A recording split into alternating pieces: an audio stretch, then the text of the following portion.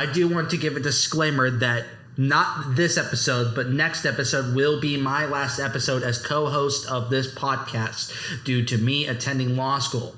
And I want to thank Zach for making this podcast very wonderful for me. This is our passion project, and he intends to continue this passion project with plenty of more creative, great ideas. And even though I'm leaving the show, at least not leaving the show, but as a position, taking a step back, I may come on as a guest, but this is now Zach, and Zach will run this very well. And I want to thank you all for listening so far, and thank you for just everything. Thank you for being an amazing co-host and just all-around creative partner. I'm so proud of you for what you're about to do in law school, and just so excited to see you just thrive in a new environment and pursue something that you're passionate about. And artists know a thing or two about passion. Oh, a little something here and there. But with that being said, welcome to the Panel Zone. All right, so can you ask you? Where are we? You're in the Panel Zone. Are you sure you are not a superhero or extremely gifted person? Welcome to the Panel Zone. Hello, everybody, and welcome to another episode of the Panel Zone. I am your host, Zachary. That's no good, Cobb. and I'm Ari. You're too slow, Levinson. And if you couldn't tell by our amazing references, we are doing a Sonic comic episode. But before we get into today's topic, we will give our reading recommendations. I recently decided today to pick up the first volume of Void Rivals. Now, I always recommend the Transformer comics, but it's part of an extended comic universe known as the Energon universe. And Void Rivals is Robert Kirkman's current comic book that he is working on. And it is sci-fi about two warring alien races, like the Transformers. At least as far as I know. The story could evolve. I haven't read as much of it yet. I've read like the first 2 issues, but I do want to recommend it because I have heard good things about it, and I'm enjoying it so far. So Void Rivals by Robert Kirkman. Pick it up, read it. My comic recommendation is the Absolute Martian Manhunter run. It's genuinely some of the coolest artwork I've ever seen in a comic. The way it incorporates visual storytelling within its narrative is just something I have never seen before in a comic. It's a very engaging storyline, and the way it incorporates John's identity, John, and his human persona as a detective, and the way it constantly builds with this narrative. It's so good. Once again, incredible work for the team. I can't recommend it enough. Now we can get into our topic. Yeah, so today we'll be discussing the Archie Sonic comics versus the IDW Sonic comics.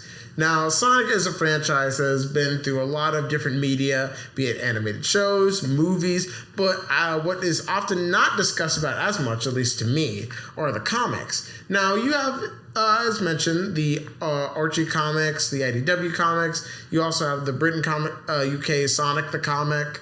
But today's episode, we're specifically going to be delving into the Archie comics and the IDW comics. That's kind of because mainly that's where all the big stuff is at right now.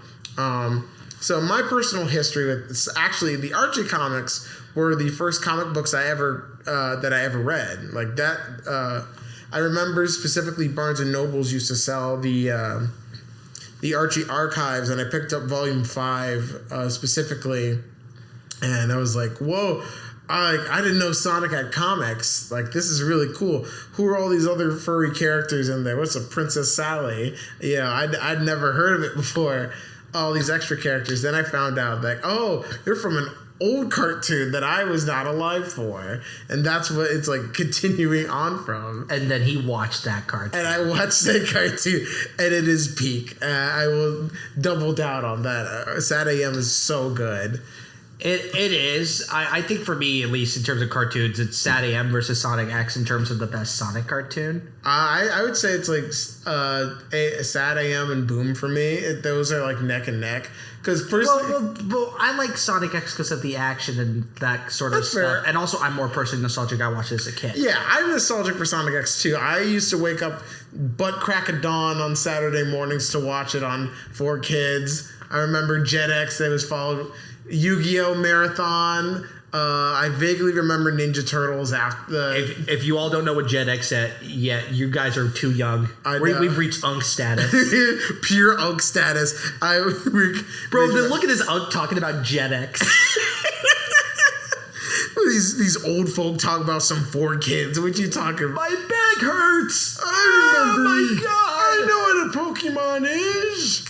That's. But yeah, that's where the Archie Sonic comics originally. My introduction to it is like I've gone to comic book stores. My dad would take me to them sometimes, and I would always try and get Transformer books, but also I got Sonic books from there, and I got a couple Archie archives on top of some of the Mega Man and Sonic comics, which I think was Archie as well. Yes. and like some collection books of it, and I would read it. So I never read it in order, which certainly made for a bit of a confusing reading experience, but I still enjoyed what I read. Yes, it is. It's like this has gone on for like 294 issues, like the longest running. Yeah, I believe like comic book based on a franchise, like not counting like spin-offs, issues, one and mini specials, like 294. That's like the longest video run- game franchise. Literally comic? longest, yeah. Like that's crazy. Like this just started out originally in 1993. This is like a year after Sonic 2 had just came out. And it's like Sonic Mania was everywhere, and it was like I believe it was like a one-shot issue that originally started it, and like kind of retelling the origin story with Princess Sally, how he met Princess Sally. So for context, in this universe that's based off of the cartoons of the time, Sonic is a freedom fighter.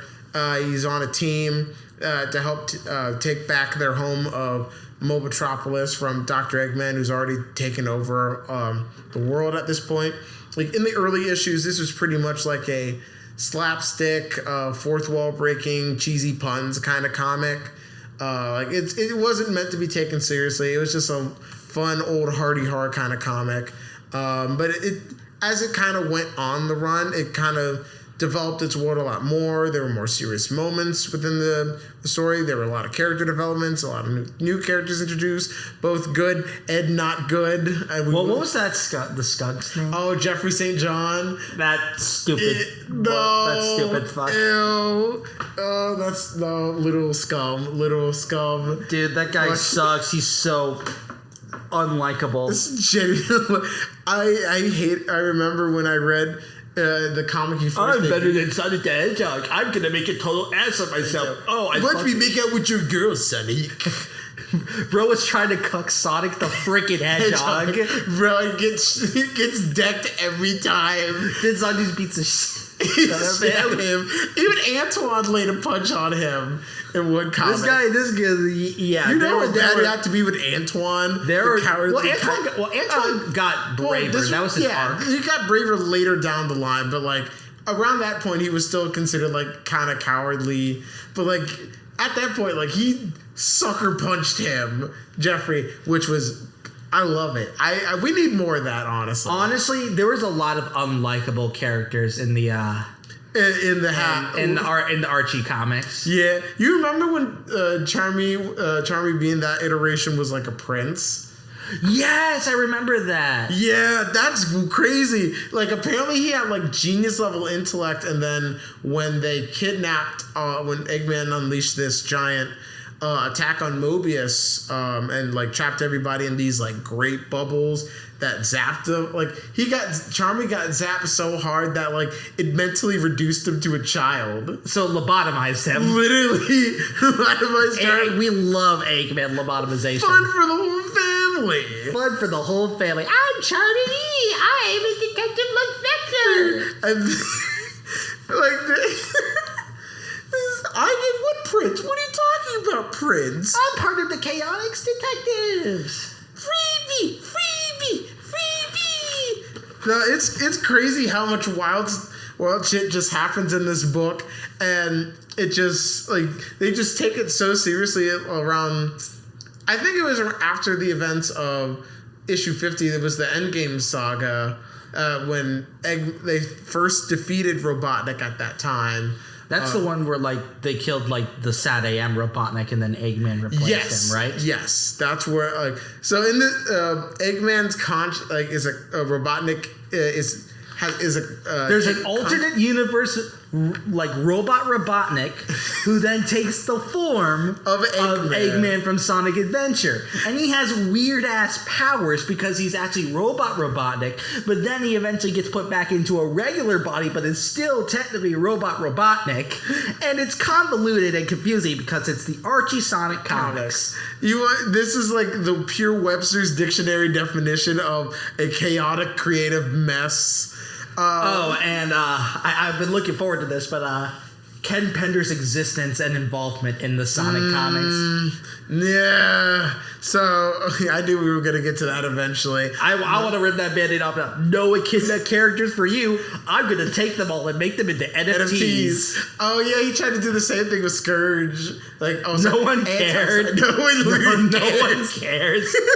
The only reason anyone cared is because it was associated with Sonic the Hedgehog. Literally, he bought the characters back just to make like a Space Odyssey comic about Knuckles' daughter, Laura Sue. Oh no, his girlfriend. It was his girlfriend, Laura Sue. Yep, that no one cared about and no one cared about. Because no one cares about Ken Penders outside of the Sega sphere. Oh, and he's the for those who don't know, Ken Penders is a, I say in quotes, artist and if you've writer. seen his art, it looks terrible. Disgusting. It's so uncanny. Why do they give him his character such defined human attributes like muscles and then like really weird like blank dead eyes? Yes. Oh my gosh, it's so weird. I feel like it's like one of those like Goosebumps covers.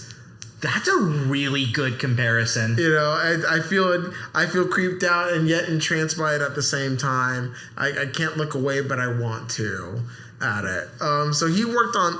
Ken Penders was a writer who joined in on the early days of the comic, and then he basically ended up taking over as main writer of the book up until issue 160 when it was passed on to Ian Flynn. Thank God. Thank God. Oh, I also want to shout out Carl Bollers, who also took over for writing duties for a tiny bit in the later 100 issues. Because he had there was a lot of really good stuff for this in it too. And I don't think he gets discussed with writers on the book as much as, we bring up Ken or Ian Flynn around. But Carl Bollers did a lot of really better cool than stuff. Ken Penders. Anything's better than Ken Penders. Yeah.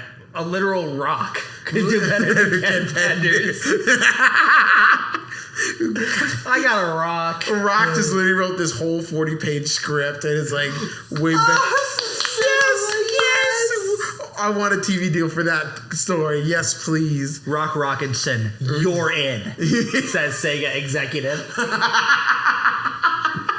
Get this guy Ken Penders out of here. Fire him. So who is this old balding man in here? Be gone. Get to where good rocks. All jokes aside, though, I immensely care for all the writers besides Ken Penders of the Archie Sonic comics. Yeah. I guess if we're speaking on terms of the polarizing writing, I guess we should also mention the artwork on the book. Now, didn't it have like a really chibi kind of cartoony style, like the Adventures of Sonic the Hedgehog, and then it changed? At first, over the course of the comics, various artists that came on and had their art style interpolated with the comic. So we had a lot of people like Tracy Yardley, Patrick Spaziante, my goat. Like so many amazing artists that put their cool creative spin on these artwork and this just bringing it to life and making it so dynamic. Like whenever I remember the first physical issue of this book that I got, it was Toys R Us. They were selling comics in the back, and I remember it was issue 224 of the book.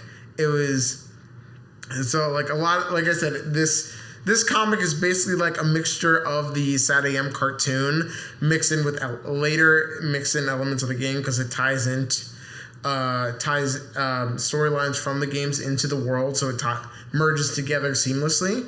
There was a lot of creative freedom within those books because Sega was pretty much hands off with a lot of the stuff of the book, so it kind of gave creative leeway to a lot of things. Whether or not it works is very much up to your personal reading preference, but yeah, it's the way that characters will evolve and new characters that also get introduced kind of evolve with the world itself. Just the overall narrative of this ragtag group that kind of expands over the years and having people fighting for the same cause is really cool. Really great villains as well. I want to give a shout out to the GOAT classic villain Sleuth Doggy Dog, the traitor. Some of the names of these are freaking stupid. It's so dumb. All these names, fucking Sleuth Doggy Dog. He was a spy originally, but then he ended up betraying the freedom fighters and working for Robotnik afterward. And he was never heard from again after. Sleuth Doggy Dog. Yes. God, that is impeccable. I know. Wonderful. That's if I was saying it, I would write that man a check, put that character in. Was that during Ken Pender's run or? No, this was early run of the book. Who was the writer before Pender's? I believe it was. Shoot, I'm trying to remember. I watched this really great video by Low Art that talks about the history of the Archie comics, which is a great video, by the way. Highly recommended. Check out this wonderful video about the history of the Archie comics. I'll put it in the description. A lot of writers that worked on cartoon, TV show. Cartoon shows back in the day worked on it, so that's where it kind of gets that snarky, slapsticky kind of humor from. Ken kind of joined later on in the early issues and kind of adapted to that style, but then started adding its own stuff within the lore. I just want to know who's responsible for naming an antagonist Sleuth Doggy Dog. Listen, if I was in charge of writing a Sonic comic, I would you wouldn't add a character named Sleuth Doggy Dog to your book? I think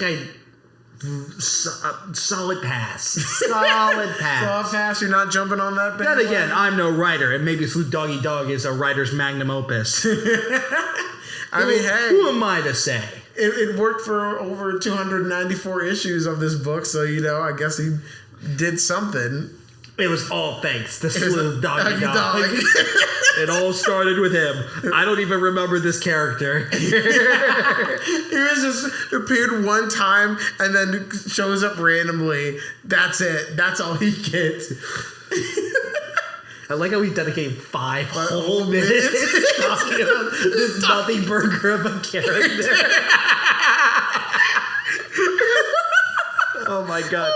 Sleuth Doggy Dog. That's a freaking Archie comics. Every single episode after God is just all gonna be about Sleuth Doggy Dog after. Dude, where's my spin-off about Sleuth Doggy Dog? Why isn't he in the games? Everyone's trying to bring Princess Sally back. No, bring Sleuth Doggy Dog back. I need him in the games now. But I will say that as the comic progressed, Robotnik became a way better and more intimidating villain because after all, he was just a guy Sonic kicked his ass in the Sat AM cartoon or the Adventures of Sonic the Hedgehog cartoon because he was a buffoon, but he was actually, as the comic progressed, a very cunning, very threatening villain whom I thought was very well written. Oh yeah, Robotnik, no matter what thing he's into, he's usually the best written character.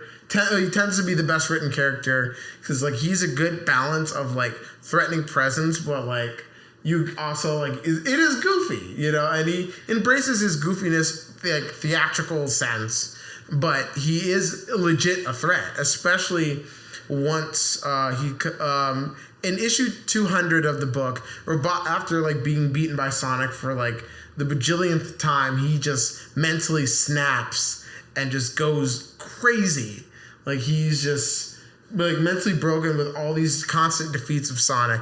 And then when he comes back, he has his ultimate master plan, just zaps finds the Freedom Fighters HQ, zaps all their friends away, and takes Sonic on one by one, beating him both physically and mentally and spiritually, just breaking him down, all his failures that he did. And everyone, because trust me, Sonic fumbles a lot in some storylines in this book. Quite a bit. Quite a handful, and it is the most vicious beating I've ever seen. Like this is just brutal the way he just belittles him. But no matter how many times Sonic gets beaten down, he always gets back up and just keeps fighting for what he believes in. Now, as I mentioned, this book ran 294 issues, close to 300, but unfortunately it was sadly canceled. A lot of factors that played into this. There was a lawsuit involving Ken Penders with Sega and Archie. He wanted to own the rights of the characters of the Dark Legion, and he claimed that they look similar to the Echidna Legion when the Echidna tribe in Sonic Chronicles: The Dark Brotherhood came out. He claimed that they stole the... There's a reason why that game has a horrible, incomplete soundtrack. It's all Ken Pender's fault. He messed up the music. The whole wall. Yeah, he explicitly said... delete soundtrack, replaces it with shitty Rust soundtrack. This goofy MIDI soundtrack. But it's not all his fault. There were a lot more factors, but he was definitely a contributor to that game. That lawsuit definitely put a detrimental hit on the book, because a lot of the comic is a giant lore to it, and now half of it is going to be gone because of this lawsuit that happened. And after the first Mega Man crossover, the entire universe was rebooted, set in its game-specific universe, with a whole new storyline going on. It's much more based on the games. It's pretty much doing its own thing up to that point. There was a big reboot event, I thought. Yeah. I forgot what issue it was. I know it was, I think, 291. Because that was after the last Mega Man. It was a Capcom crossover. Read the Mega Man crossovers; they're really good. Yeah, they're so good. They're so good. But after all, just fighting on, and sales wise, they were still doing pretty good. Even then, there were spin-off storylines, spin-off books going on. There was a Sonic Universe, which kind of told storylines with other side characters. I remember the Mobius 30 Years Later story. That was really cool. I remember seeing bits and pieces of how cool that was. Yeah, that was really good. This book very much is carried on the later half by Ian Flynn, who now writes for the games. It's and for the IDW comics. He just has such a great understanding of these characters, and just a respect for the source material that sees through and just makes everything work so well. And and as much as we make fun of a lot of the dumb things that happen in this book, there is a lot. There's a lot of sentimental value for me, because without this book, I would not have gotten into comic books. And I am thankful for reading these. There's the Knuckles book. There's a bunch of one-shot tie-in storylines that and a bunch of those Knuckles books have a bunch of characters that they can't even use anymore. I mean, you can use it with the NFT if you buy the NFTs of them. Yeah, but then you have to pay grubby Ken Penders. Ew. Don't give him any money. He really doesn't deserve any of that. He gets no money. No, I know he... Did you hear that he basically ended up taking the... I'm sure he'll claim otherwise, but he basically stole a pitch for the Sonic Sat AM movie. I heard about that. Yeah. Did you see his pitch that he did for it? The little animatic that he did of it? I think I've seen a little bit of it. I was going to say... It's bad. It's so bad. It's so bad. Oh, this man is an enigma. He's also shameless. Oh yeah, which I used to write for the Sonic comic. I'm pretty cool. Give me money. I wrote Evil Sonic. I wrote Scourge, guys. I wrote Random McKenna 1 through 50. Anyway, I think we got to get out of the panel zone. Yeah, I think it's a good time to exit out of this old zone. But I do want to say thank you all for listening. This podcast will be everywhere podcasts are. Please support Pack Rat Comics. I know we're not recording there this episode, but we still will probably record there in the future. And, support your local comic book stores. They don't make stuff if you don't pay for their stuff. Speak with your money, people. Don't be a Ken Penders. Don't be a Ken Penders. Never be a Ken. That's the moral of today's episode. Just don't be a Ken Penders. Also, Sleuth Doggy Dog is best Sonic character. All right, that's it. I'm out of here. See y'all next time on The Panel Zone.